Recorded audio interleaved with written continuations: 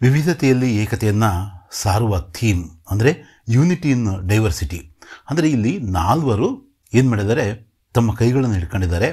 ಈ ಥರದ ಒಂದು ಥೀಮ್ನ ಇಟ್ಕೊಂಡು, ಇವೇನು ಕಮೆಮರೇಟಿವ್ ಕಾಯಿನ್ಸ್ ಅಲ್ಲ, ಸ್ಮಾರಕ ಚಿಹ್ನೆಗಳಲ್ಲ, ಇವೆಲ್ಲವೂ ಕೂಡ ಈ ₹1 ಕಾಯಿನ್ನು, ಈ ₹2 ಕಾಯಿನ್ನು, ಹಾಗೆಯೇ ಈ ₹5 ಕಾಯಿನ್ನು, ಇನ್ನು ಈ ₹10 ಕಾಯಿನ್ನು, ಇವೆಲ್ಲವೂ ಕೂಡ ಯೂನಿಟಿ ಇನ್ ಡೈವರ್ಸಿಟಿ ಅಂದರೆ ವಿವಿಧತೆಯಲ್ಲಿ ಏಕತೆಯನ್ನು ಸಾರುವ ಉದ್ದೇಶದಿಂದ ನಮ್ಮ ರೆಗ್ಯುಲರ್ ಕಾಯಿನ್ಗಳಾಗಿ 2004ರಿಂದ 2007ರವರೆಗೂ ಬಂದಿದ್ದಾವೆ.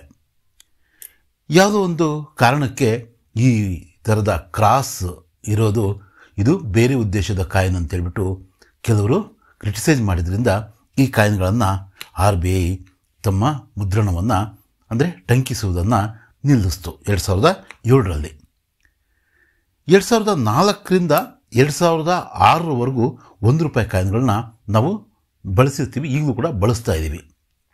ಇದರಲ್ಲಿ 2004ರ ಈ ಕಾಯಿನ್ನು ಫೆರೆಟಿಕ್ ಸ್ಟೇನ್ಲೆಸ್ ಸ್ಟೀಲ್ನ ಕಾಯಿನು, ಅಂದರೆ ಇದು ಬಯೋಮೆಟಲಿಕ್ ಕಾಯಿನು, ₹10 ಕಾಯಿನು ಬಿಟ್ಟರೆ ಎಲ್ಲವೂ ಕೂಡ ಈ ಸ್ಟೀಲ್ ಕಾಯಿನ್ ಅಂತೀವಲ್ವ ನಾವು, FSS ಕಾಯಿನು. ಈ FSS ಕಾಯಿನಲ್ಲೇ ಬಂದಿರತಕ್ಕಂಥದ್ದು. ಈ ₹1 ಕಾಯಿನ್ ಬಗ್ಗೆ ನಾವು ಮಾತಾಡೋದಾದರೆ ಇದು 25 mm ಸುತ್ತಳತೆಯ ಸರ್ಕ್ಯುಲರ್ ಶೇಪ್ನ 4.85 ಗ್ರಾಮ್, ಸುಮಾರು 5 ಗ್ರಾಮ್ ತೂಕದ ಈ ಒಂದು ಕಾಯಿನ್ನು 2004, 2005, 2006ರಲ್ಲಿ ಇದೇನಾಗಿತ್ತು, ಮಿಂಟ್ ಆಗಿತ್ತು. 2004ರಲ್ಲಿ ಕೇವಲ ಬಾಂಬೆ ಮಿಂಟಿಂದ ಮಾತ್ರ, ಒಂದೇ ಒಂದು ಮಿಂಟಿಂದ ಮಿಂಟಾಗಿದ್ದರೆ 2005ರಲ್ಲಿ ದೇಶದ 4 ಮಿಂಟ್ಗಳು, ಮುಂಬೈ, ಕಲ್ಕತ್ತಾ, ಹೈದರಾಬಾದ್, ಇಲ್ಲಿ ಹೈದರಾಬಾದ್ನ ಚಿಹ್ನೆ ನೀವು ನೋಡ್ತಾ ಇದ್ದೀರಾ, ಹೈದರಾಬಾದ್, ಹಾಗೆಯೇ ನೋಯ್ಡಾ, ಇವು 4 ಮಿಂಟ್ಗಳಿಂದ ಮಿಂಟಾಗಿತ್ತು. 2006ರ ವೇಳೆಗೆ ಅದು ಕೇವಲ ನೋಯ್ಡಾ ಮಿಂಟಿಂದ, ಒಂದೇ ಒಂದು ಮಿಂಟಿಂದ, 2004 ಮತ್ತು 6ರಲ್ಲಿ ಒಂದೇ ಒಂದು ಮಿಂಟಿಂದ ಆರಂಭವಾಯಿತು. ಮತ್ತು 2006ರ ನಂತರ ಇದನ್ನು ಅಂದರೆ ಈ ₹1 ಕಾಯಿನ್ ಮಿಂಟ್ನ ನಿಲ್ಲಿಸಲಾಯಿತು.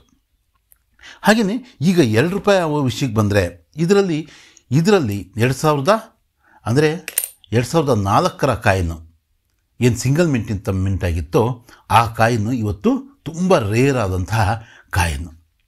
ಯಾಕೆ ರೇರ್ ಅಂದರೆ ತುಂಬ ಅರ್ಲಿಯಾಗಿ, ಅಂದರೆ 2004ರಲ್ಲಿ ಬಂದಂತಹ ಏಕಮಾತ್ರ ಈ ಥರದ, ಇದನ್ನು ಕ್ರಾಸ್ ಕಾಯಿನ್ ಅಂತ ಕೂಡ ಕರೀತಾರೆ, ಏಕಮಾತ್ರವಾದಂಥ ಕಾಯಿನು. ಉಳಿದಂಥ ಎಲ್ಲ ಕಾಯಿನ್ಗಳು 2005ರ ನಂತರನೇ ಬಂದಿರತಕ್ಕಂಥದ್ದು.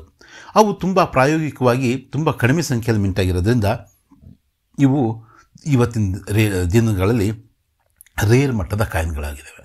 ವೆರಿ ಸ್ಕೇರ್ ಮಟ್ಟದಲ್ಲಿತ್ತು, ಈಗ ತುಂಬ ಅಪರೂಪದ ಕಾಯಿನ್ಗಳಾಗಿದ್ದಾವೆ. 2004 ಅಂತಿರಬೇಕು. ಇಲ್ಲಿ ಮಿಂಟು, ಮುಂಬೈ ಮಿಂಟು, ಈ ರೀತಿಯ ಡೈಮಂಡ್ ಮಿಂಟ್ ಮಾರ್ಕ್ ಇರುತ್ತೆ. 2004ದು ಮಿಂಟ್ ಮಾರ್ಕ್ ಕೂಡ ನೋಡಬೇಕಾಗಿಲ್ಲ. 2004 ಅಂತಿದ್ರೆ ಅದು ಅಪರೂಪದ ಕಾಯಿನು. ಇವತ್ತು ಮಾರ್ಕೆಟಲ್ಲಿ ₹2,000 ಸುಮಾರಿಗೆ UNC ಕಂಡೀಷನಲ್ಲಿ ಈ ಕಾಯಿನು ಮಾರಾಟ ಆಗ್ತಾ ಇರೋದನ್ನು ನಾವು ಕಾಣಬಹುದು. ₹1 2005ರವು ಕಾಮನ್ ಕಾಯಿನ್ಗಳು, ಇನ್ನು ನೋಡ್ರಿ ಇಲ್ಲೇ 4 ಇದ್ದಾವೆ. 2005ರ ಎಲ್ಲ ಮಿಂಟ್ನ ಕಾಯಿನ್ಗಳು ಕಾಮನ್ ಕಾಯಿನ್ಗಳು. ಕೇವಲ 2004ರ ಕಾಯಿನ್ ಮಾತ್ರ ರೇರ್ ಮಟ್ಟದ ಕಾಯಿನು, ₹1,000, ₹1,500, ₹2,000 ಲೆವೆಲ್ಗೆ ಅದು ಮಾರಾಟ ಆಗ್ತಾಯಿದೆ. ತುಂಬ ಅಪರೂಪದ ಕಾಯಿನು ಅದು. ಆದರೆ ₹2 ವಿಷಯಕ್ಕೆ ಬರೋದಾದರೆ ಇದು ಸುಮಾರು 5.5 ಗ್ರಾಮ್ ತೂಕದ 5.62 ಗ್ರಾಮ್ನ ಈ ಕಾಯಿನು 2005, 2006, 2007 ಈ ಅಷ್ಟು ವರ್ಷಗಳಲ್ಲಿ ಎಲ್ಲ ಮಿಂಟ್ಗಳಿಂದ ಬಂದಿತ್ತು. 2006ರಲ್ಲಿ ಮತ್ತು 2007ರಲ್ಲಿ ಬಾಂಬೆ, ಹೈದರಾಬಾದ್, ನೋಯ್ಡಾ, ಕಲ್ಕತ್ತದಿಂದ ಬರಲಿಲ್ಲ. ಆದರೆ 2005ರಲ್ಲಿ ಮಾತ್ರ 4 ಮಿಂಟ್ಗಳಿಂದ ಈ ಕಾಯಿನು ಮಿಂಟಾಗಿತ್ತು. ಈ ಎಲ್ಲ ಕಾಯಿನ್ಗಳು ಕೂಡ ಕಾಮನ್ ಕ್ಯಾಟಗರಿಗೆ ಸೇರಿರ್ತಕ್ಕಂಥ ಕಾಯಿನ್ಗಳು. ತುಂಬ ಇದರಲ್ಲಿ ಅಪರೂಪದ ಕಾಯಿನ್ ಅಂತ ಏನೂ ಇಲ್ಲ. ತುಂಬ ಸಂಖ್ಯೆಯಲ್ಲಿ ಮಿಂಟಾಗಿರೋದ್ರಿಂದ ಎಲ್ಲ ಕಾಯಿನ್ಗಳು ಅಂದರೆ 27 mm ಸರ್ಕ್ಯುಲರ್ನ ಈ 2005ರಿಂದ 2007ರವರೆಗೂ ಬಂದಿರತಕ್ಕಂಥ 2005, 2006, 2007 ಎಲ್ಲ ಕಾಯಿನ್ಗಳು ಕೂಡ ಇವು ನಾರ್ಮಲ್ ಕಾಯಿನ್ಗಳು. ನಮ್ಮ ಸಂಗ್ರಹಣೆಗೋಸ್ಕರ ನಾವು ಒಂದೊಂದು ಮಿಂಟ್ನ ಒಂದೊಂದು ಕಾಯಿನ್ನ ತೆಗೆದಿಟ್ಕೋಬಹುದು. ಆದರೆ ಇದರಲ್ಲಿ ಸ್ಕೇರ್ ಮಟ್ಟದ ಅಥವಾ ರೇರ್ ಮಟ್ಟದ ಕಾಯಿನ್ಗಳು ಇಲ್ಲ. ಆದರೆ ₹5 ವಿಷಯಕ್ಕೆ ಬರೋದಾದರೆ ತುಂಬ ವಿಶೇಷವಾದಂತಹ ಕಾಯಿನ್ ಇದು. ಒಂದೇ ಒಂದು ವರ್ಷ, ಯಾವ ವರ್ಷ, 2007ರಲ್ಲಿ ಬಂದಂತಹ ಕಾಯಿನ್ ಇದು. 2007ರಲ್ಲಿ ಮಾತ್ರ ಬಂದಂತಹ ಕಾಯಿನು. ಇದು 6 ಗ್ರಾಮ್ ತೂಕದ, ಸುಮಾರು 6 ಗ್ರಾಮ್ ಅಲ್ಲ, 6 ಗ್ರಾಮ್ ತೂಕದ FSSನ ಕಾಯಿನು. 23 mm ಇದೆ, ಸರ್ಕ್ಯುಲರ್ ಶೇಪ್ನ ಇದೆ. ಈಗ ಸುಮಾರು 4-5 ವರ್ಷದ ಹಿಂದೆ ನಾವು ಕಾಯಿನ್ ಎಕ್ಸಿಬಿಷನ್ಗೆ ಹೋದಾಗ ₹300-400 ಈ ಕಾಯಿನ್ ಸಿಗ್ತಾ ಇತ್ತು. ಕಾರಣಾಂತರದಿಂದ ನಾನು ಕೊಂಡ್ಕೊಂಡಿರಲಿಲ್ಲ. ನೋಡಿರಿ, ಇಲ್ಲಿ 2 ಕಾಯಿನ್ಗಳಿದ್ದಾವೆ. 2 ಕಾಯಿನ್ಗಳು ಕೂಡ ಮೊನ್ನೆಯ ಒಂದು ಕಾಯಿನ್ ಎಕ್ಸಿಬಿಷನಲ್ಲಿ ಕೊಂಡ್ಕೊಂಡಿರ್ತಕ್ಕಂಥದ್ದು. ಯಾವ ರೇಟಿಗೆ ಕೊಂಡ್ಕೊಂಡೆ ಅಂತಕ್ಕಂಥದ್ದು ಹೇಳ್ತೀನಿ.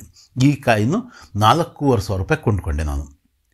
ಇದರಲ್ಲಿ ಇನ್ನೊಂದು ವಿಶೇಷ ಅಂದರೆ ಇಲ್ಲಿ ಸತ್ಯಮೇವ ಜಯತೆ ಅಂತಕ್ಕಂಥದ್ದು ಸ್ವಲ್ಪ ಅಳಿಸೋದಂಗೆ ಕಾಣಿಸುತ್ತೆ. ಇದು ಮಿಂಟಿಂದನೇ ಆಗಿರ್ತಕ್ಕಂಥದ್ದು. ಎಲ್ಲ ಕಾಯಿನ್ಗಳು ಕೂಡ ನೋಡ್ರಿ ನೀವು, ಇಲ್ಲಿ ಸತ್ಯಮೇವ ಜಯತೆ ಅಂತಂದು ಸ್ವಲ್ಪ ಅಸ್ಪಷ್ಟವಾಗಿ ನಮಗೆ ಕಾಣಿಸುತ್ತೆ. ಈ ಕಾಯಿನ್ನು ಈ ಥರದ ಮಾರ್ಕ್ಗಳಿರೋದ್ರಿಂದ ಮತ್ತೊಂದು ಕಾರಣಕ್ಕೆ ಇದು ನಾನು 2,500 ರೂಪಾಯಿ ಕೊಂಡ್ಕೊಂಡೆ. ಆದರೆ ಇದು ಸ್ವಲ್ಪ ಚೆನ್ನಾಗಿರೋದ್ರಿಂದ ಇದು 4,500 ರೂಪಾಯಿಗೆ ಕೊಂಡ್ಕೊಂಡಂಥ ಕಾಯಿನು.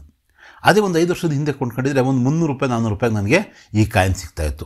ದಿನೇ ದಿನೇ ಈ ಕಾಯಿನ್ಗಳು ಏನಾಗ್ತಾಯಿದ್ದಾವೆ, ತುಂಬ ಕಾಸ್ಟ್ಲಿ ಆಗ್ತಾಯಿದ್ದಾವೆ. ಎಸ್ಪೆಷಲಿ 5 ರೂಪಾಯಿ ಕಾಯಿನ್ಗಳು.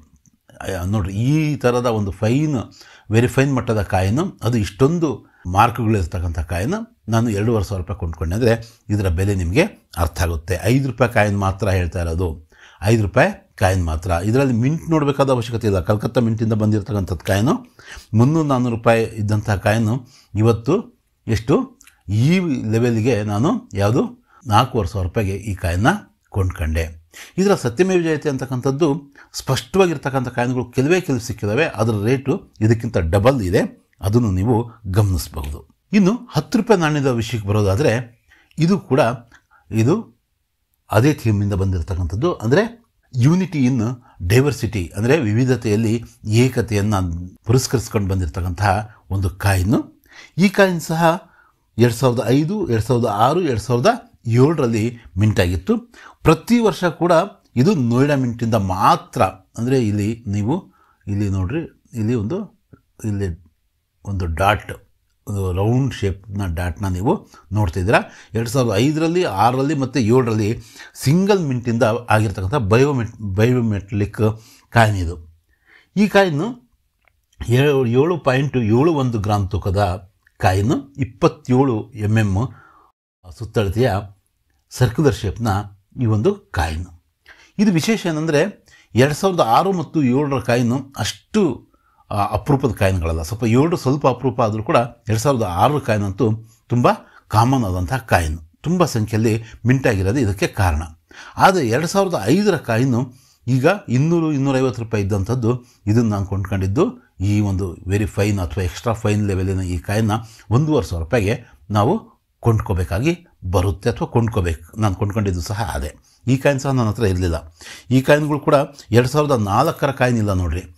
ನಾವು ಇದರ ಸಾರಾಂಶವನ್ನು ನಾವು ಹೇಳೋದಾದರೆ 2004ರ ಮುಂಬೈ ಮಿಂಟ್ನ 1 ರೂಪಾಯಿ ಕಾಯಿನು ಮತ್ತು 2007ರ ಕಲ್ಕತ್ತಾ ಮಿಂಟ್ನ, ಅಥವಾ ಇದರಲ್ಲಿ ಮಿಂಟ್ ನೋಡಬೇಕಾಗಿಲ್ಲ, ಏರ್ ನೋಡಬೇಕಾಗಿಲ್ಲ, 5 ರೂಪಾಯಿ ಅಂತ ಇದ್ದು ಈ ಥರ ಕ್ರಾಸ್ ಇದ್ದರೆ ಆಯಿತು. ಯಾವುದು 5 ರೂಪಾಯಿ ಕಾಯಿನು. ಹಾಗೆ 2005ರ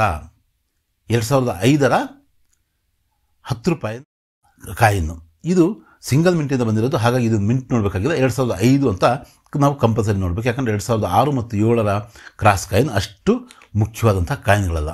ಆದರೆ 2 ರೂಪಾಯಿ ಕಾಯಿನ್ಗಳು, ಈ ಥರದ ಕ್ರಾಸ್ ಕಾಯಿನ್ಗಳಂತ ಏನು ಕರಿತೀವಿ, ಇದಕ್ಕೆ ಅಡ್ಡ ಹೆಸರು ಏನಾಗಿದೆ, ಆ ಕ್ರಾಸ್ ಕಾಯಿನ್ಗಳು ಏನಿದ್ದಾವೆ ಇವೆಲ್ಲವೂ ಕೂಡ ಕಾಮನ್ ಕಾಯಿನ್ಗಳು.